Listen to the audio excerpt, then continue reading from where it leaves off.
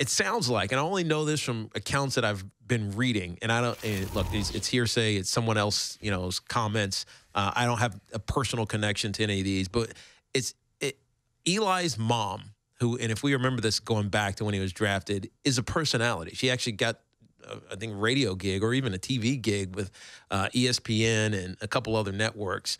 And she was married to a man, Tim Apple, who was his stepfather, but actually more like his father because he raised him and since he was 2. And they got divorced this year, March. They got divorced in March, in May, early May this year. And then Eli was in the hospital for a shoulder issue or something like that.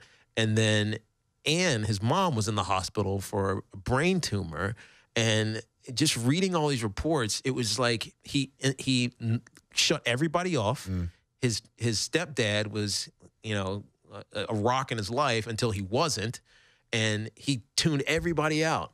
And so it feels like there's this personal issue that's distracting. And football's hard enough as it is. Now there's this personal issue that's multi-layered affecting him personally, and he's trying to also be a football player and having not great success at it. Because I remember I did that game, the Giants and the Buccaneers game, and he was just he was turned around. It wasn't like he was, in the bad spot. It's just he could never get his head turned right, and so he'd get pass interference call. And then when he turned his head, he would lose his wide receiver, and so the wide receiver would be wide open. So he couldn't get right. Focus probably. Yeah, exactly. Yeah. So you throw that on top of all these personal issues.